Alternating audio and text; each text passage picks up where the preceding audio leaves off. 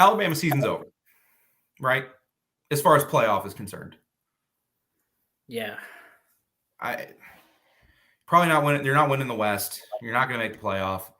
You'll make a New Year's Six bowl game, and for some programs, making a New Year's Six, like if Tulane makes a New Year's Six, they're going to hang a banner for it, which they should. And Tulane's awesome to watch. If you don't watch Tulane football, do it. That's disappointing for Alabama. So what does Alabama do from here? Since the season's over, yeah. What changes need to be made over the next few weeks and the offseason to go into 2023? Because it's going to be a new quarterback. There could be there's going to be a ton of new pieces on defense. Yep. Will Anderson's gone. What do you think will be changing here at Alabama over the next 5 months?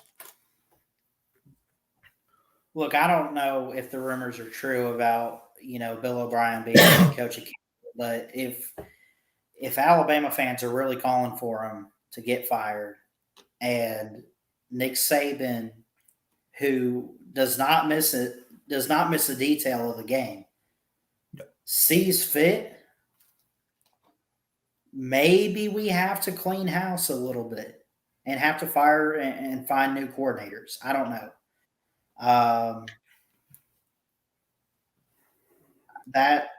That's a start. I know our recruiting is good.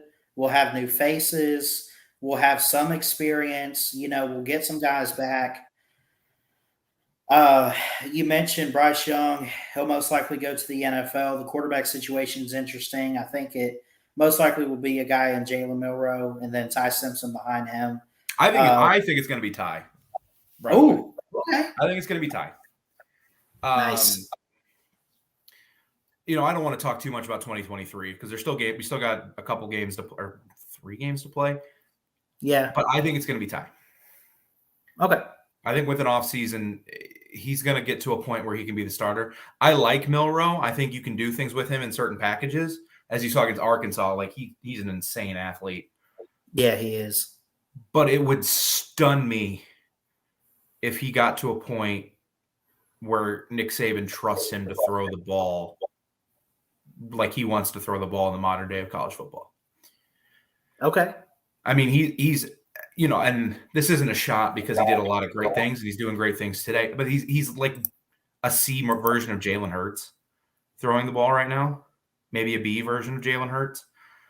And I just, he ran Jalen Hurts. I don't really know the full story behind that, but Jalen Hurts transferred. I just don't see Milroe being the starter, but we'll see. We got plenty of time because a lot of our comments tonight are about Bill O'Brien, which isn't surprising.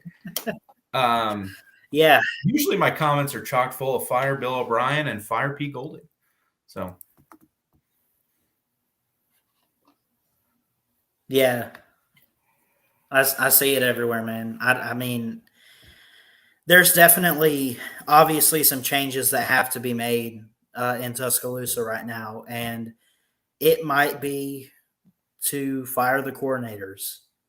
It might be to maybe we have to keep them. Maybe they're not the issue. Maybe we have young players or whatever's going on, but there obviously is an issue. And especially we mentioned earlier with penalties, I think this is probably one of the most undisciplined Nick Saban teams I've ever seen. And it's the most undisciplined. It's the most undisciplined team. It's not even close. I mean, I've never seen so many penalties. I mean, there were so many in that Tennessee game. There were some tonight. They set a school record. Right. I mean, I talked about it for like 5 minutes. I mean, I'm pulling up the school box now. Yeah. Full box. I want team stats. Tennessee, 17 penalties, 130 yards. Tonight, 92 yards in penalties. Mm-hmm. Texas, I believe they're almost at a record. Team stats. Texas, 15 penalties for 100 yards. Can't happen, especially when you go on the road. And you're playing a great team like Tennessee or a really good team in LSU or even a team that's building like Texas. You can't do that and go on the road and win games.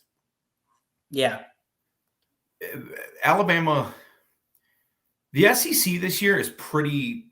Georgia's at the top, but even they've had their struggle wins, and the rest is pretty close. It's getting closer. It's not Georgia, Alabama, LSU, or Florida or somebody, and then everybody else, and then Vanderbilt at the bottom. Right. Everything's getting a little closer. So you can't do things like that where you go on the road, you commit 15 penalties, 17 penalties, 14 penalties, and expect to win football games, especially when you don't have the consistent running game where you're being able to churn out 2nd and 4, 2nd and 3, because a lot of these penalties happen on 2nd and 8. And unfortunately for Alabama, unlike some teams in the SEC, like South Carolina or teams across the country, if they get a false start or a negative play, it's not like, oh, that's the drive. We're not picking up 13 yards or 15 yards on 2 plays. But you can't consistently overcome that drive after drive after drive after every set of first down after sets of first down. You just can't do it. No, you really can't.